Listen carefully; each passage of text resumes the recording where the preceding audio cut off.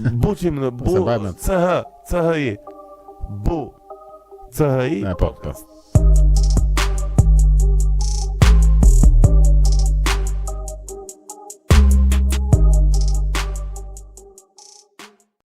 Më merë Jo, okay, në rregull ime. Djeja dhe energjit më marrin shumë, domethënë, sepse janë këto gjëra që më shqetësojnë vërtet edhe Jo, në është studimin pozitive që i kam që bërë unë figurës tënde, se si Stefim e kem studiuar e rishikuar etj, po që diçka që më ka dhënë për vërtet në shpirt, se e kam parë dhe kohët e fundit edhe e kam parë para një jave, kam parë një intervistë, një bisedë tënde me Mustafa Nano.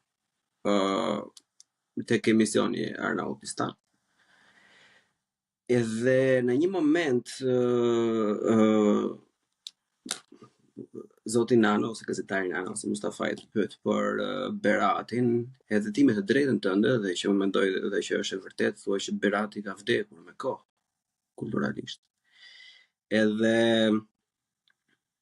unë e dija, siç e di çdo njeri tjetër, domethënë që ka sy në ball edhe vesh të dëgjoj, domethënë edhe ndjenja për të ndjerë, po që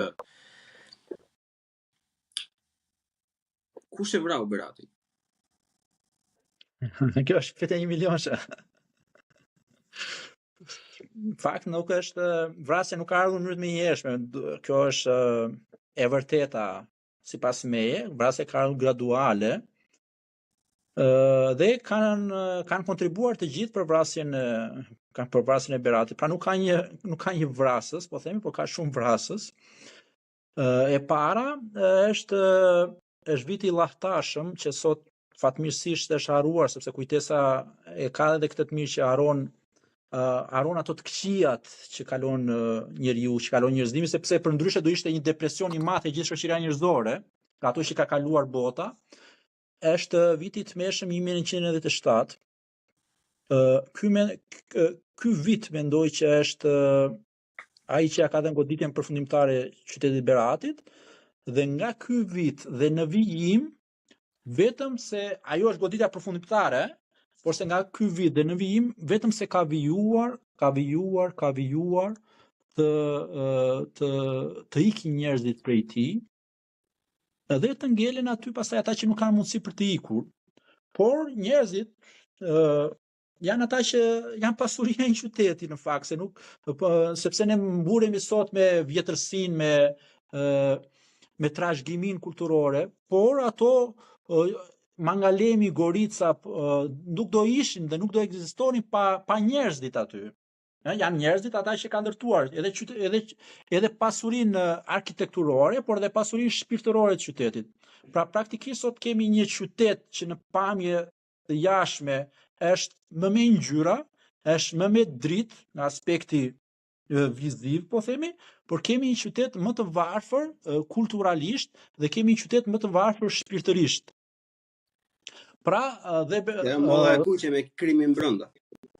Është pikërisht ajo, është një foto që qarkullon këto rrjete sociale, që nga njëra anë është molla e bukur, nga ana tjetër është ngren pikërisht nga krimi. Sigurisht që po të pyesësh këta që drejtojnë sot Beratin ose ata që kanë drejtuar ndër vite, sigurisht që do flasin për arritje dhe sigurisht që do flasin për ndryshime rrënjësore dhe ndryshime thelbësore, por unë të sfidoj me një element shumë të thjesht në dukje. Mjafton të zhvillosh sot në Berat një debat, po them, ose një takim me një shkrimtar, kushdo qoftë ai,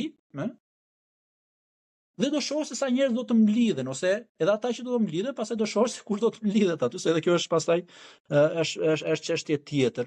Pra, jeta kulturore, nëse në Berat dikur ka pasur 30 artistë, 30 piktorë, po themi, sot ka shumë pak. Nëse dikur ka pasur një trup teatrale, sot nuk ka. Nëse dikur ka pasur aktor ose përfaqësues që mund ta përfaqësonin qytetin edhe në, po themi, edhe në nivele të tjera jashtë qytetit, jashtë Beratit, por mos folu pastaj për sportin e për të gjitha këto të tjerat. Sigurisht Berati sot ka, po themi, një lloj zhvillimi dhe një lloj bumi turistik, kjo duhet pranuar, Por kjo për këtë nuk ka asnjë më madhe e bumit turistik është sigurisht në gjimnaz donin të punonin bënin 9 lekë kur ishin drejt s'kishte mjaftueshëm punë, se s'kishte as turista. Tani që ka turista nuk ka më njerëz për të punuar. Kanë vajtur rroga, janë bërë rroga jashtëzakonisht shumë të mira, paguajnë, po kanë filluar kamarierë paguajnë njësoj sa mësues. Domethënë edhe prapë s'ka, nuk i gjejnë dot se kanë ikur gjithë. Po kanë ikur njerëz prapë, prandaj po them, ndaj thashë është varfëruar qyteti, s'ka, ka ngelur godinat, po s'ka njerëz. E para kjo, e dyta, duhet të preka një çështje tjetër që është shumë delikate sot në qytet, edhe njerëzit atje po vetëm ata që jetojnë atje e ndjejnë këtë gjë. Ndërkohë që është rritur dhe zhvilluar turizmi, dhe për ata njerëzit që merren me turizëm aty mund të ketë një lloj, po themi, të mire ekonomike, për gjithë pjesën tjetër është në disfavor, sepse pikërisht kjo rritje e turizmit ka bërë të rritet dhe jetesa, ndërkohë që të ardhurat e njerëzve janë po të njëjtat. Pra çfarë po ndodh? Po ndodh një fenomen që ne po përgatisim një qytet për të huajet, po them, ose për të tjerë që na vinë aty për të kaluar një fundjavë dhe nuk e kanë problem të qoftë të shpenzojnë diçka më tepër, por ndërkohë edhe ata pak njerëz që na kanë ngelur aty, po i pamundsohet jetesa, sepse po rritet kosto e jetesës, ndërkohë që të ardhurat e tyre janë po të njëjtat. Ky është një problem shumë i madh që nuk e di se si do zgjidhet, por është një problem i ndjeshëm sot në qytet.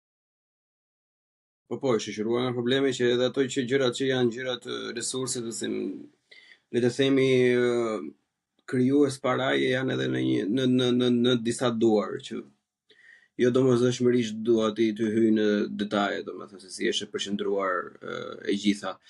Po më sa duket, domethënë nuk kam miq edhe nga Gjirokastra, kam miq edhe nga Fieri, domethënë sa duket Ramir është diçka që po ndodh, domethënë të gjitha qytetet. Çdo gjë nëse e kalon nga rrezja e Tiranës, nëse ndihmoft Zoti po e le Tiranën, domethënë, edhe duket sikur ti s'e fillon vdes shpirti, domethënë.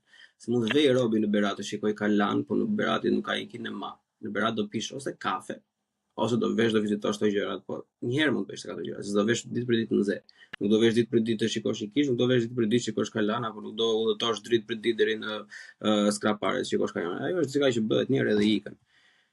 Po është diçka që nuk ka thjesht, nuk ka çfarë të bëj. Unë njëjtën gjë ka bërë dhe unë. Atje nuk jam unë më i mirë se sa të tjerët, as pak. Thjesht një njerëz normal, mesatare e gjitha të tjerë aty. Por fati ashtu na ka qelluar që jemi larguar dhe kemi parë disa gjëra edhe nga moria e aktiviteteve që të rinj kthej bëshin e na duket okay, plak ose ne ose do rinë të lagja ose do rinë të llot ose do ikin të pimi një kafe, domethënë kaq ishte. Kaq ishte domethënë. Unë nuk e them me turp këtë, po nuk e them as me krenari, ose ashtu ka qenë për këtë. Absolutisht. Po të paktën ka kaluar koha dhe e kemi realizuar, po unë bëhet 10 vite në tetor të 2024-s, unë bën 10 vite që ka ikur dhe nuk ka ndryshuar asnjë gjë. Përkundrazi është bërë më keq. Përkundrazi është bërë më keq. Tek tu iktim ndonjëherë të futeshim nga kangjullat e stadiumit të mori shikonim në një ndeshje ose ku na fuste ndonjëri që na kishte qef. Tashi as ajo nuk është më. Patjetër. Tek tu na detyronin pritje të ikim tek ajo biblioteka e famshme. Merrim në një libër, tashi nuk e di është hapur apo jo. Hapur është. Problemi është, e përmendë që nuk është vetëm Berati, po janë gjitha këto qytete, sepse kjo ka të bëjë me politikat e gabuara që janë ndjekur në gjithë këto vite. Pra çfarë është bërë? Ka qenë tendenca e përqendrimit të gjithçka në kryeqytet, fondet në kryeqytet, administrata në kryeqytet, pushteti, domethënë ministritë gjitha në kryeqytet, ndërkohë që Shqipëria në të gjithë 28.000 e ca kilometra saj katror dhe 350 kilometër nga veriu në jug është shumë e vogël, nuk po flas me distancat e Gjermanisë, por dhe me distancat e atyre vendeve rreth e përqark kësaj është shumë e vogël. Pra mund të ishte ndjekur një politik tjetër, mund të ishte ndjekur një politik që ti kishte stimuluar qytetet tona, ti kishte stimuluar zonat tona karakteristike, mund të ishte bërë një filial, mund të ishte bërë një deg universiteti në Berat, mund të ishte një drejtori arkeologjike kombëtare, po themi në Berat, po marr unë tani se nuk është se po them kjo që them unë është zgjidhja, por mund të kishte edhe zgjidhje të tilla, një tjetër mund të ishte në Gjirokastë, mund të ishte një ministri në Berat. Dhe kjo mund ta bënte pak jetën, po themi më me ngjyra dhe pikërisht mund të sidomos në shkollat profesionale, shkollat për hotelëri, turizëm, domethënë. Patjetër, Berati ka 2 shkolla profesionale, por është një politikë e tërë që nuk stimulon vajtjen te shkolla profesionale, sepse te shkollat tona profesionale vjen vetëm nxënësit që janë më të dobët dhe ata që vjen atje nuk mësojnë fare sepse duan ta marrin shkollën kështu. Ndërkohë që koha tani realiteti po tregon që shkollat profesionale kanë më shumë vlerë se sa gjimnazi. Ka më shumë lek, patjetër. Dhe e ardhmja është pikërisht e shkollave profesionale. E para është tendenca e madhe që të gjithë nxënësit ikin drejt gjimnazit, se mëson, se nuk mëson sepse është krijuar ideja që po vajtëm gjimnaz do ta marrim. Ndërkohë që pas gjimnazit, nxënësi duhet nxënësi dobët po flasim, ai që nuk ka mundësi për një shkollë të mirë, do të duhet i bëjë një shkollë tjetër profesionale. Pra janë 4 vite ose 3 vite tani të shkuara dëm, ndërkohë që ne mund t'i orientonim që në 9 vjeçare, që pas 9 vjeçares këta të vënë në këto shkolla profesionale, pikërisht për ato nevoja që ka tregu dhe tregu sot, pikërisht turizmi, ka nevoja shumë të mëdha, ka nevoja të jashtëzakonshme. Tani nuk ka gjyshi zanati s'le asnjëherë pa bukë, po që është absolute, fleshët e vjetër kanë thënë atë edhe të paktën të marrë një zanat që mos kelet pa bukë, domethënë. Por tani kjo e ka tejkaluar çështjen ekzistenciale të bukës. Zanati tani sidomos të kushtet e sotme të pasuron. Të pasuron, po është, shiko, duhet të pranojmë edhe faktin që le të themi këshillimi i karrierës është pothuajse inekzistent, të paktën nga që unë kam qenë unë.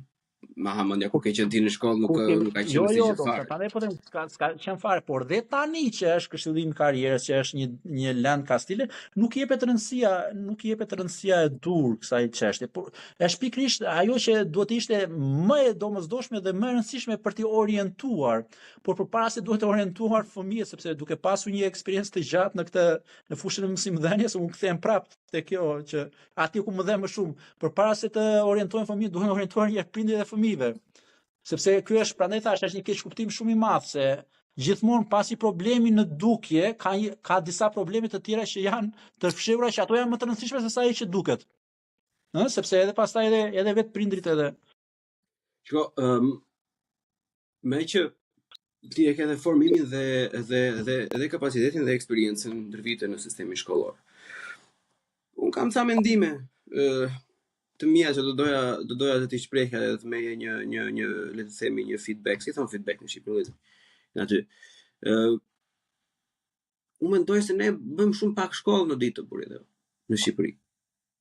Mendoj sikur jemi për një kohë të shkurtër në shkollë, mendoj sikur sistemi për shembull anglez ose këto sistemet e tjera që i kanë orët, domethënë më të mira të formuluara dhe fëmia është për një kohë më të gjatë në shkollë që nuk është domosdoshmërisht të duhej që ta marrë dikush nga shkolla sidomos kur janë të vegjël.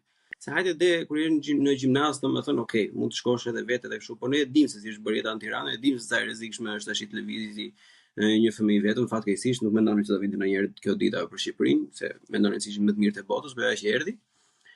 Edhe ka shumë shkolla që janë mbarojnë mësimin në orën 11, që unë nuk e di afare.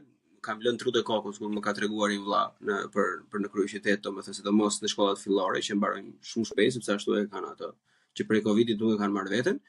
Por edhe ajo që kem bërë unë përpara, që ishte ora 8 me 1:30, domethënë në një shoqëri që do funksionojë si funksionon shoqëritë perëndimore ku të dy prindrit punojnë të angazhuar e të bërë, lë një pjesë shumë të madhe që fëmia është domethënë me Zotin. Ta shikoj ai si përse çfarë do bëj, se pjesa e babysitting në Shqipëri nuk ekziston, as ka për ta ekzistuar për shumë vite. Një lloj organizimi i komunitetit i lagjes që dikush nga këta prindrit të vetë marrin të 10 fëmijë të shpërndajnë për shtëpia prapë nuk ekziston. Apo ti mbaj. Kështu që mos ndoshta është sistemi shkollor para universitar shqiptar është një frut i pjekur gati për të kputur nga pema në kuptimin që duhet është ka ardhur koha që të bëhet një reformë, domethënë e kompletshme që nga rrënja, që nga ideimi i çdo lloji gjëje, apo është kjo një gjë që nuk mendohet fare dhe nuk ka për të bërë ndonjëherë. Kur dolën rezultatet e fundit të PISA-s që përmenda dhe pak më parë, në fakt bëra një shkrim dhe kam dalë dhe disa herë në televizor dhe e kam thënë këtë. Por problemi i arsimtarëve dhe problemi atyre që duhet flasin për këto çështje është se duke qenë shumë e induktuar politika në gjithë sistemin tonë arsimor, më së paku ata që duhet flasin kanë frikë të flasin dhe kjo është fatkeqësia shumë e madhe që ndodh në Shqipëri. Sepse gjithçka është lidhur me politikën dhe për gjithçka bëhet fjalë për bukën e gojës dhe përballë presionit për bukën e gojës, njeriu e ka më të thjeshtë të uli kokën atje dhe të vejë atje në atë orë në punë, të marrë atë rrogën në fund të muajit dhe ta mbylli këtë histori këtu, domethënë. Sigurisht që sistemi arsimor shqiptar, jo vetëm për këto që përmendet juve, ka nevojë për një diskutim mbarkombëtar, jo me ngjyresa politike. Të flasin profesionistët dhe të flasin ekspertët e fushës. Problemi ynë është se gjithmonë reformat, sa herë që ndryshojnë qeverit, bëhen reforma sipas orekseve të partisë që vjen në pushtet. Një parti që qëndron gjatë pushtetit pastaj në Shqipëri, në dallim nga vendet e Evropës, sa më shumë kohë kalon, aq më tepër ai frut që thatë ju, jo piqet, po kalbet. Dhe pikërisht të gjitha sektorët e rëndësishëm në Shqipëri nuk janë pjekur, por janë kalbur. Dhe sidomos arsimi. Nuk e ka vetëm tek çështja e pranisë fizike në shkollë, por tek çështja konceptuale të gjithë kurikulës e të gjithë reformës arsimore, nga shkolla fillore në shkollën e mesme po flasim, sepse bjem dakord të paktën që sidomos e mesmja, është ajo që ka rëndësi më të madhe për formimin dhe për atë se çfarë do të vi më pas, qoftë në shkollën e lartë, por qoftë dhe për jetën që fëmia do të zgjedhë. Por çfarë thash? Problemi është se ne sot kemi një varfëri totale të mësimdhënies. Ju duhet ta dini që mësuesët e rinj, sidomos të viteve fundit, janë pikërisht nxënësit më të dobët që kanë qenë në gjimnaz, sepse nuk vete njëri tjetër në Shqipëri për mësuesi. Pra si mund të mos dikush që nuk e ka qef mësimin vet, si mund të mësojë të tjerë? Po pikërisht pra këtë po them. Prandaj thash është një krizë e madhe. Është një krizë e cila duhet të veri alarmin e gjithë shoqëria shqiptare. Është një krizë që nuk zgjidhet as me një terren të lapsit, por nuk zgjidhet as duke anatemuar tjetrën, ja se janë këta edhe ai ti shajm këta që janë son pushtet dhe të vim në nesër pushtetet ta bëjmë më keq se këta. Se kështu ndodhi. Nëse u arritën disa gjëra, sidomos në 4 vjeçarin e parë, po themi të qeverisës Partisë Demokratike 2005-2009, nga 2009-2013 u bë aq keq sa kur erdhën këta, sa do keq e bën këta, njerëzit mbani mend akoma ça ishte bërë atëherë, domethënë tani e keqa në vend që ata që vinë të bëjnë diçka më të mirë, domethënë tek ne në Shqipëri, domethënë kjo është fatkeqësi e madhe, ata që vinë e bëjnë më keq. E keqa vetëm se thellohet edhe më shumë. Sigurisht që për të dalë edhe tek ajo që pyetët ju në fillim, unë nuk mendoj se ka një sistem arsimor që të themi që ky është sistemi arsimor që do të japi zgjidhje të gjithë problematikave tona, do të japi zgjidhje të gjithë përgjigjeve tona. Por ne mund të arrijmë nëpërmjet diskutimeve dhe nëpërmjet tryezave dhe nëpërmjet shumë mendimeve të arrijmë të diçka e pranueshme. Sigurisht që jo domosdoshmërisht prezenca e gjatë në shkollë e bën nxënësin më të ditur dhe e motivon më shumë, dhe këtë do të pranojmë. Pikërisht e përmenda faktin që nuk dua të t'i referohem kurrikulës, domethënë sepse nuk i përkas fushës dhe nuk e kam kapacitetin e dur për ta filluar se si do. Po ideja është nga organizimi i shoqërisë. Një vëlla më ka thënë diçka, dua ta ndaj këtë që të japë kontekstin të drejtë për drejtë. Kam pasur debat me një vëlla, i biri i vetë është 3 vjeç edhe po tani e shkon siç diskuton vllai me vllain për gjërat më vonë edhe tha që të shkojnë në shkollë private tha.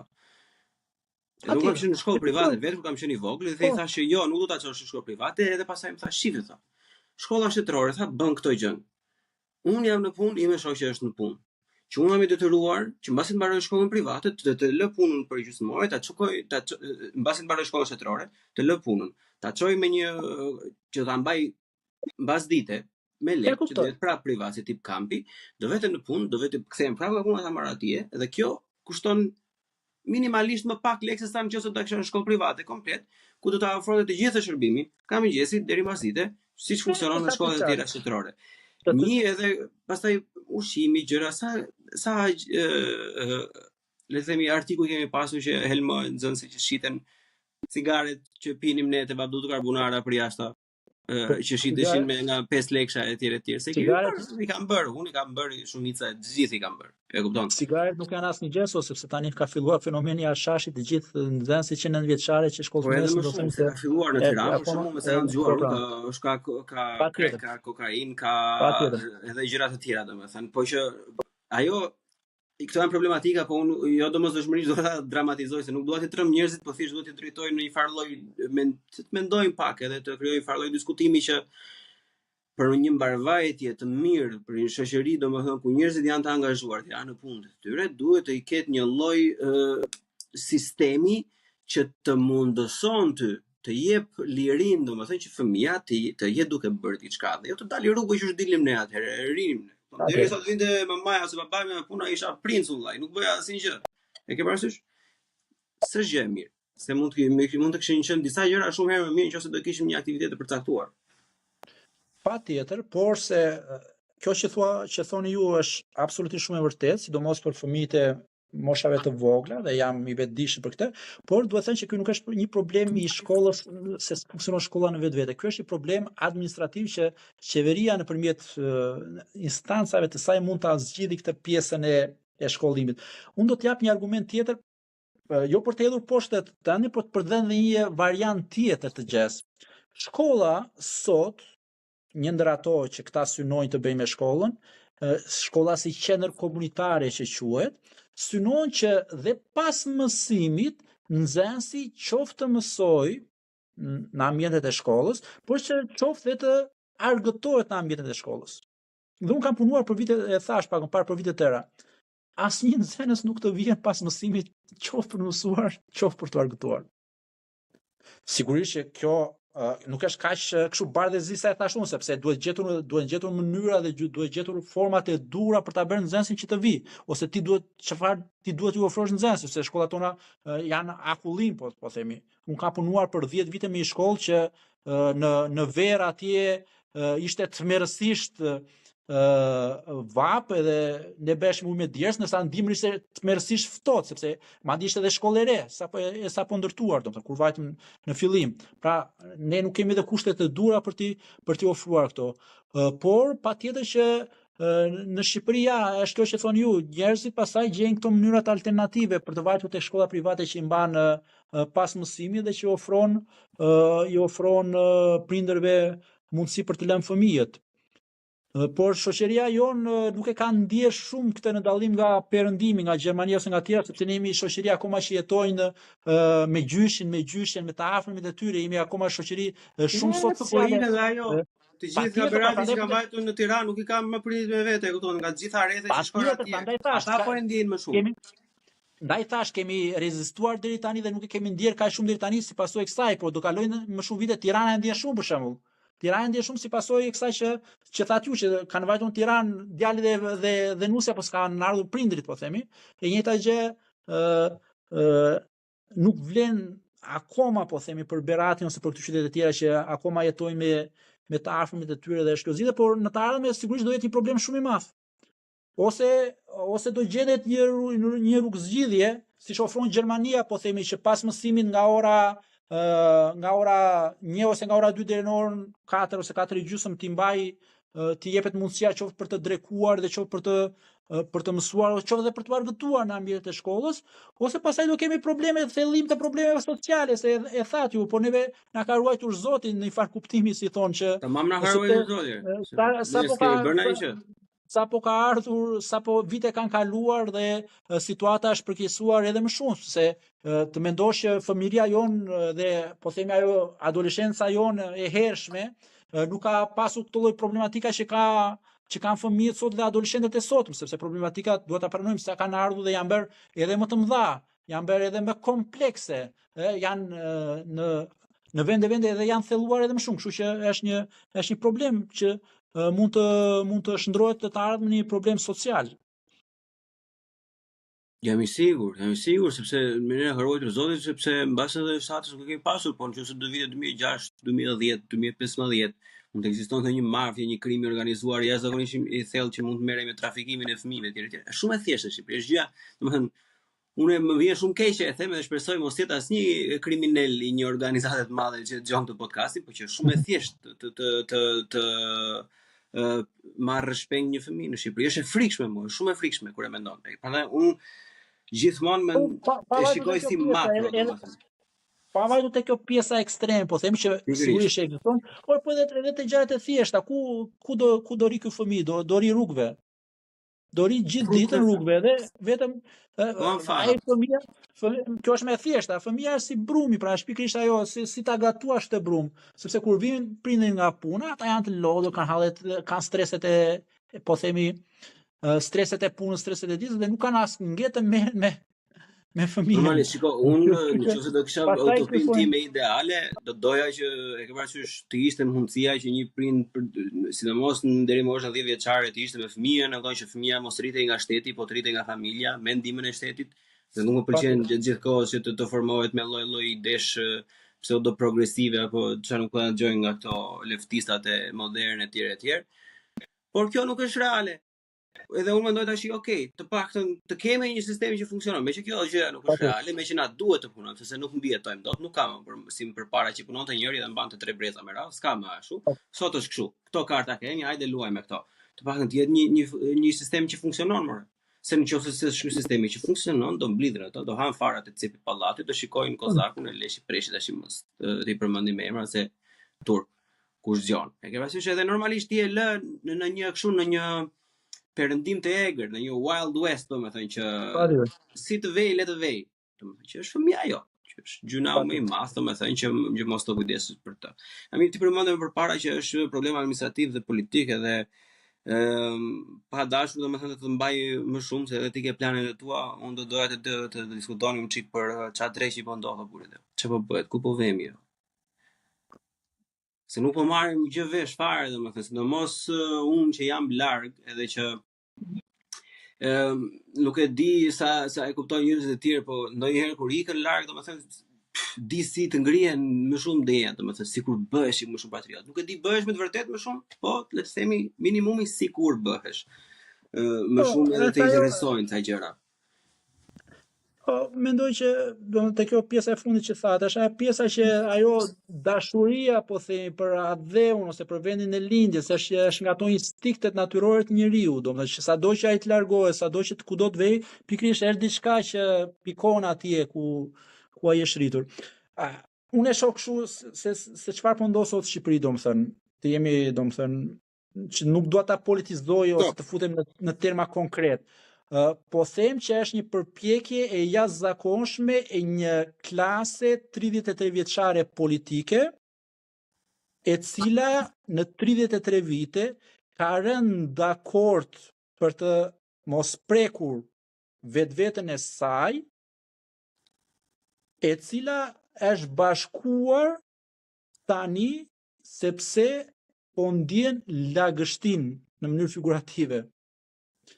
Lagështin nga një sistem drejtësie, i cili sigurisht nuk është i përsosur, por i cili është investimi më i madh që Shtetet e Bashkuara të Amerikës dhe Bashkimi Evropian ka bërë sot për sot në Shqipëri. Kjo klasë politike e bashkuar së bashku me oligarkë të njëjtë që investojnë edhe tek njëra palë, por investojnë dhe për të mbajtur palën tjetër, është në bashkëpunim me aktor dhe faktor të rëndësishëm mediatik. Por dhe nga bota e errët, pra kemi një kompromis midis politikës, midis oligarkëve, midis medias dhe midis botës së errët për të mbajtur këtë sistem të pandryshueshëm. Se si do vej kjo luftë ngelet për tu parë, por lufta ka filluar. Se kush do ta fitojë ngelet për tu parë, por them që kjo klasë politike duhet të marrë fund dhe në Shqipëri të mbyllet një herë për gjithmonë ajo që është shpërur gjithmonë, të mbyllet tranzicioni, por të mbyllet vërtet tranzicioni me këta njerëz që kanë mbajtur peng Shqipërinë për 30 vite. Të jemi të qartë, jo se ata që do vinë janë shpëtimtarët, ose jo se ata që do vinë do jenë më të mirë se këta sot, ose jo që ata që do vinë do japin zgjidhje përfundimtare halleve të shqiptarëve. Por në Shqipëri duhet të marrë fund një herë për gjithmonë pandëshkueshmëria në katet e larta të politikës. Pra për 30 vite nuk kemi ndëshkueshmëri tek këta njerëz. Tani kemi disa institucione që deri tani kanë arritur deri tek zëvendës kryeministri. Nuk e di do vjen deri tek kryeministri apo jo, po ngjelet për tu parë. por deri tani kanë vajtur tek ministrat, që s'kishte ndodhur asnjëherë 30 vite. Pra, e rëndësishme është që kryetarët e bashkive, deputetët, ministrat, kryeministrat, ora të kenë frika drejtësia, sepse frika është ajo që ruan vreshtin, nuk është të them unë gjithë ditën këtu që jam i ndeshëm, po s'pata frika ligji unë, pra njeriu duhet të ketë, në gjykimin tim, njeriu mund të ketë frikë ose nga Zoti, ose nga ligji. Këta nuk kanë frikë, këta nuk patjetër ose nga dyja, patjetër, kjo është absolute. Këta nuk kanë frikë as nga njëri as nga tjetri. E këto dhe kemi këtë shoqëri dhe kemi këtë politikë që kemi, unë kështu e shikoj në mënyrë makro, po themi, në mënyrë përgjithshme. Pastaj mirë, po që dikush të ketë frikë ndër diçka, domethënë nëse frika e ruan vreshtin, po kur frika nuk ekziston. Vreshti është, e kupton, han me të katra dyert, me gjitha dritaret hapur, domethënë, edhe pa çatim. Prandaj thash, është duke u zhvilluar, ndaj thash është duke u zhvilluar një betejë. Nga një anë kemi këto polet që thash, nga një anë kemi këta që po të ajo që më bën shumë përshtypje mua është fakti se këtu në një lloj simbolike, le të themi filozofike apo jungiane, këtu mungon brenda këtyre konglomerateve apo grupimeve politike kjo vrasja politike e njëri tjetrit, kjo vrasja e babait, domethënë këtu nuk ka një të ri që të dali e ta hedhi, domethënë që shifes se ty të ka ardhur koha. Miropafshim, siç bëri Merkel me paraardhësin përpara, domethënë që është një shembull i famshëm, e përdora edhe unë tash se ajo më erdhi e para në mendje, por që mungon kjo, nuk e shikojmë nga asnjë anë neve nuk shikojmë, edhe nga ata të rinj, domethënë që kanë të partitë e vogla dhe kanë kaq vite, se kjo është më e frikshme afare që ata që kanë dalë, që me pseudopartitë të vogla kanë disa herë që kanë kandiduar dhe nuk ka funksionuar, edhe bile njërin e kanë pasur edhe në podcast edhe kanë pyetur, kanë thënë që po unë kur kemi votuar prap mua më kanë votuar, domethënë se nuk më linë ata të ikja unë, po ne tash okay. Mirë ne për ata që kemi, po mirë ne për ata që do vim nga ana tjetër, por ata që do vinë nuk janë garantë që do jenë më mirë se këta, por duke u instaluar në Shqipëri ndëshkueshmëria, të paktën do kenë frikë edhe para kjo gjyqësori vepron në bazë të precedentit. Pra nëse hapet precedenti për një, do thotë që të gjithë tjerët e kanë rrugën e hapur. Po pyetja ime për ty specifike është pse nuk ka nga brenda?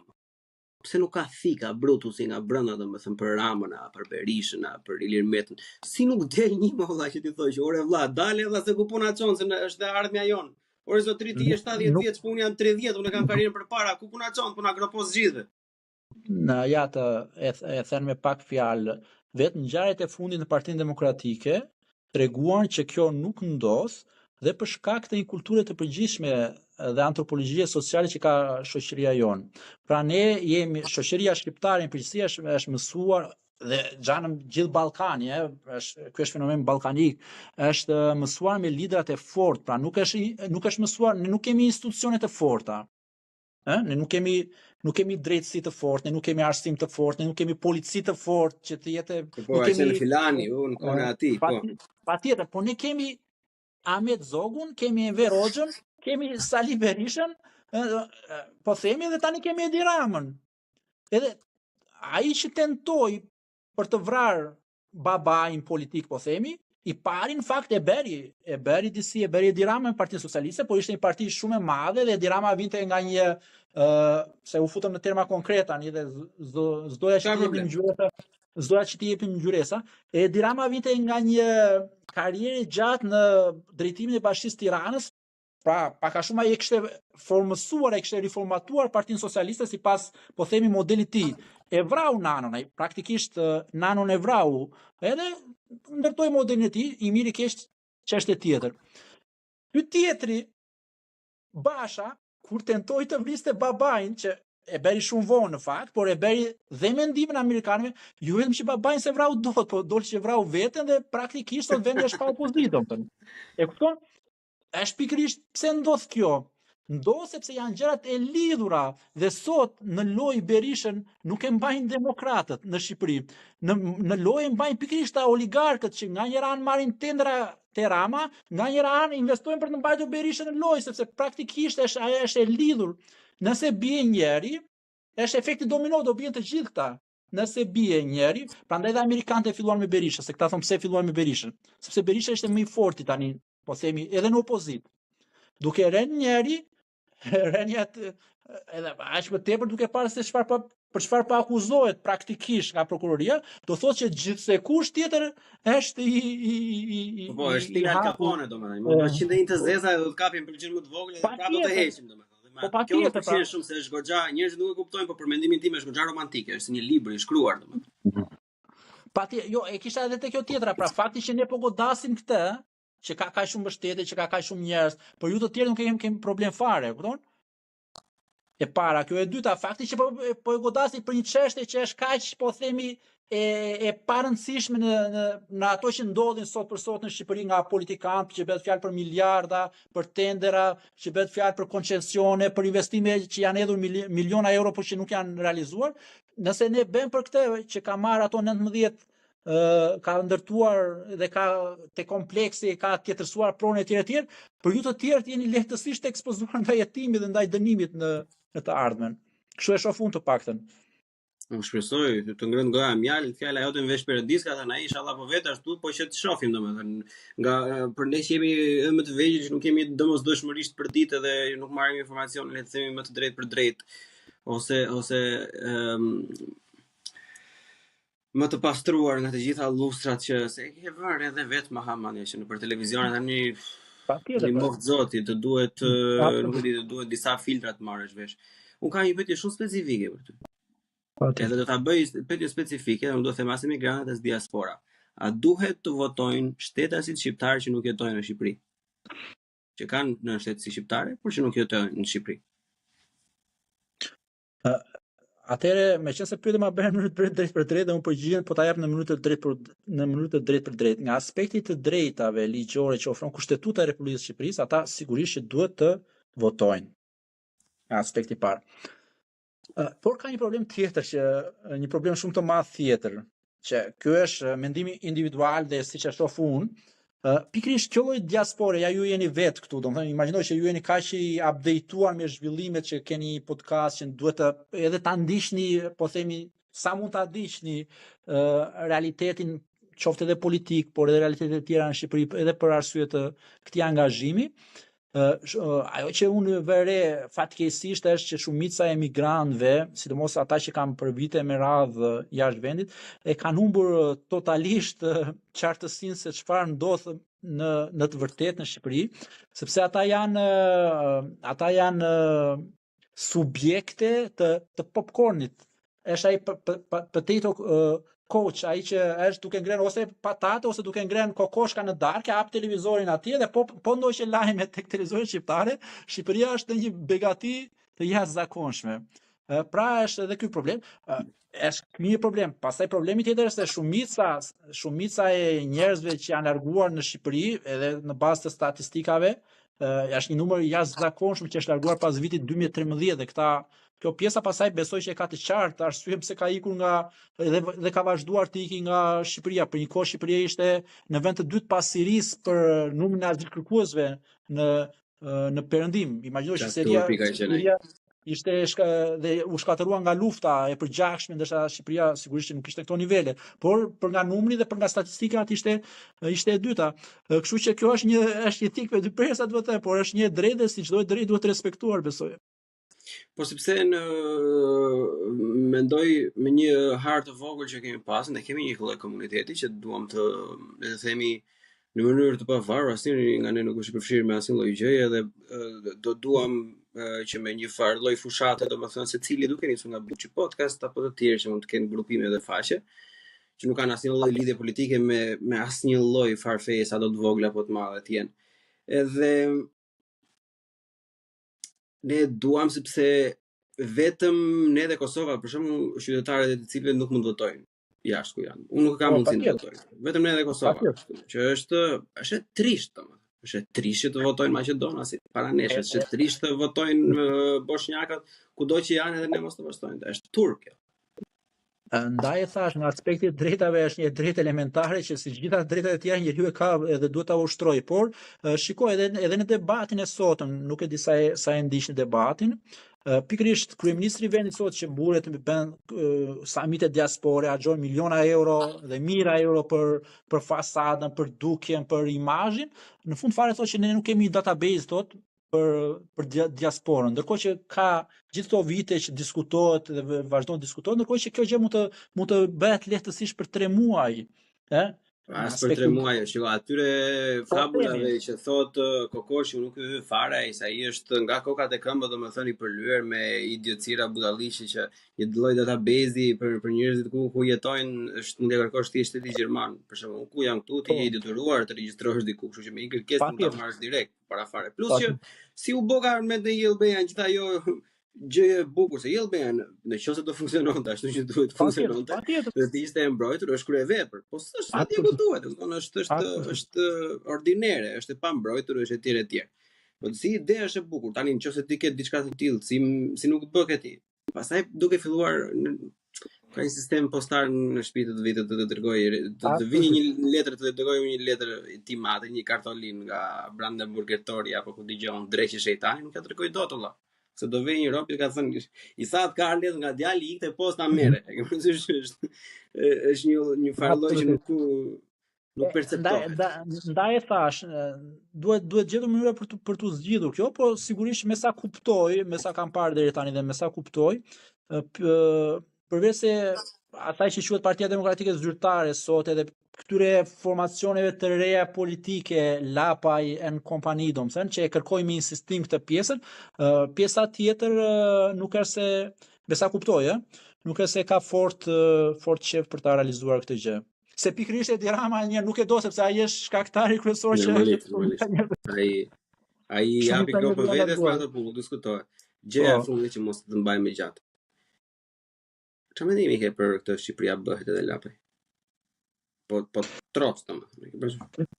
Troç unë vazhdimisht, unë do doja që Shqipëria të bëhej dhe do doja që një klasë e re politikanësh fakt në Shqipëri ta merrin në dorë, po themi, dhe jo me vestet atyre të vjetërve, sepse e tham që është rreziku që këta të rinj të përsërisin ato të vjetrit, por do doja të paktën ndiqje modeli Kosovës. Pavarësisht se çfarë mendojnë për Albin Kurtin ose politikat e Albin Kurtit, domethënë, por shoqëria kosovare ka aftësinë aftësinë për të reaguar në lëvizje të reja, të cilat sigurisht kishin treguar një lloj qëndrueshmërie në ato që ata kërkonin dhe në politikat e tyre. Në Shqipëri deri më sot nuk e ka pasur shoqëria këtë, sepse neve kemi besuar, po themi, më tepër tek liderët e fortë, ajo që thash deri që në fillim. Por do doja që sidomos në këto zgjedhje pikërisht loja politike në Shqipëri të hapej, sepse sa më shumë të hapet politika, edhe me politikanë, edhe me parti politike, koha e ka treguar që duke pasur monopolin 2 parti të mëdha ose 3 pole ose 2 pole, më keq kanë shkuar gjërat në këtë vend. Ndofta kjo lloj hapje lojës politike, ndofta do t'i bënte mirë, do t'i jep një lloj frymare dhe një lloj oksigjenimi gjithë politikës, por dhe shoqërisë shqiptare. Kështu që qof Lapa, qof lëvizjet e tjera, i shoh të jemi sinqert, i shoh me syrin specifikisht, po them, si karakter, se nëse ke një mendim.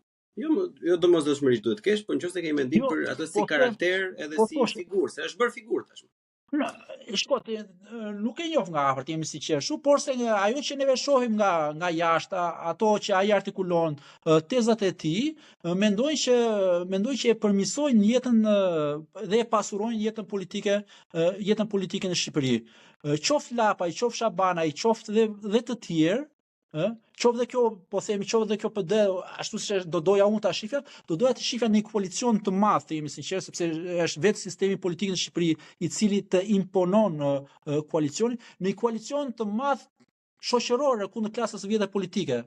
Të gjithë në këmbë për Shqipëri, Shqipëria bëhet dhe të gjithë hajde të bëhemi të gjithë, domethënë, për t'i dhënë fund këtyre, sepse kanë bërë një marrëveshje në vitin 2008 Rama dhe Berisha, që praktikisht kanë betonizuar liderat e partive dhe Berisha në të kohë bëri se e dinte se do qëndronte gjithë kohë në pushtet. Fitoi me vështirësi në 2009-ën, humbi thellësisht në 2013-ën dhe praktikisht e ka bërë Ramën të pavdekshëm në politikë, po themi. Duhet pikërisht ky lloj ndryshimi kushtetues që të hapi lojën dhe të japi oksigjenim. po themi ka vdekur e gjithë shoqëria, politika, ekonomia, media, pra ka nevojë për një lloj frymarrje që sigurisht do ndodhi vetëm nëpërmjet hapjes së lojës dhe hapjes së garës politike. Çfarë duhet të ndodhte në arenën politike që ti personalisht ti futej asaj rrugë, domethënë të bëhesh pjesë e politikës aktive në kuptimin Jo, unë praktikisht kam qenë për kohë gjatë pjesë e politikës aktive, po unë jam në politikë. Unë jam i dështuar në politikë, kështu që nuk kam ndërmend ti futem me politikë aktive. Tash ai i dështuar derisa e del. Ashtu është ajo. Nuk jam i këtij parimi që të vemi tek fitore nëpërmjet dështim pas dështimit, domethënë. Domethënë provon njeriu një herë, provon dy herë, domethënë e shef që sepse është pikërisht ashtu siç e mendoj unë, është pikërisht kjo lloj situate, kjo lloj shoqërie e cila mendoj unë që nuk stimulon këtë lloj modeli, po themi që un kam dashur, nuk e di sa ja kam arrir, por kam dashur të tregoj, pra Ndofta jam unë gabime, ndoshta kam gjetur rrugën e dur për të. Shiko, unë besoj, siç nisem nga vetja, të gjitha ato gjëra që mund të kem thënë unë sot mund të jenë gabime. Ose që mund të thosh unë kam shumë i hapur për to, nuk e kam problem fare. Detyra ime Detyra ime është i them çka kam në mendje se ja futa kot tash të dalë dikush tjetër të thojë që Blona Sani tek filan episod do ja ka futur kot valla. Aty është qëllimi im. Aty kënaqem. Kur ngrihet një debat, kur dele vërteta, se jam unë shkaktari apo fajtori, kjo s'ka rëndësi fare. Te Shqipëria ka vajtur këtu ku ka vajtur, pikërisht se këta njerëz që kanë qenë aty nuk kanë ngritur këto pyetje në fund. Pra këta kanë menduar se vetëm këta e kanë pasur të drejtë dhe vetëm kështu mund të bëjë ky vend. Prandaj ai vend ka vajtur dhe po vete aq keq dhe po thellohet akoma më keqe. Prandaj dhe politikanët e rinj dhe këta duhet të ngrenë pyetje.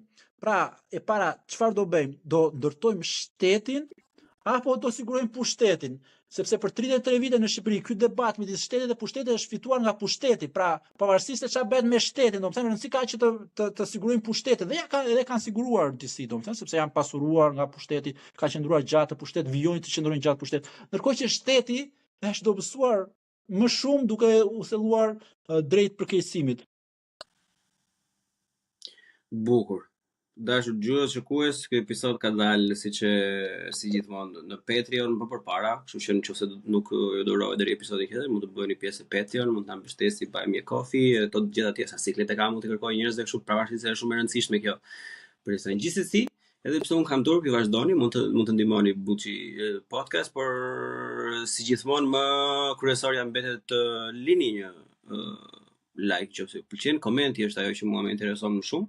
Nëse unë ke futur kot në një rast, jeni të lutur të komentoni që se sa keq edhe sa gabime kam pasur. Ajo është pikërisht ajo që duhet të kemi sa më shumë, edhe nëse ju pëlqeu, thjesht përshëndajeni me shokët tuaj, bëni një mohabet me tavolin, një sot një nesër, kismet, mbase kështu bëhet e gjitha. Na mirë, më nderove, kam të dyja pjesët i kam shijuar jashtëzakonisht shumë. Ai shumë sa tani po vjen edhe pak turp nga vetja se s'e kam ftuar më përpara. Po kishte edhe pas siguri nga ana ime në fakt, nuk e dija do ta mbaj dot ritmin apo jo. E shpresoj mos të jetë era e fundit në podcast edhe të uroj gjithë mirat. Nëse ke diçka mbyllse ose ndonjë mesazh për mos për të rinj. Jo, ato çfarë kish për thënë i tham, por duhet të ndajë unë në kënaqësi, edhe unë nuk e mendova që do merja po themi të jemi sinqert, do merja të një në kënaqësi, po sigurisht ishte në kënaqësi dhe të uroj suksese në këtë gjë që bën, sigurisht që ti ke angazhimet e tua. Por duke u marrë me podcastin, sigurisht që lën nga ato angazhimet e tua që dhe jep këtë lloj kontributi që të uroj suksese në të ardhmen. Të falenderoj atëherë. Edhe bashkë do shihemi herën tjetër. Gjithë mirat. Buçim në bu. CHI. Bu. CHI podcast.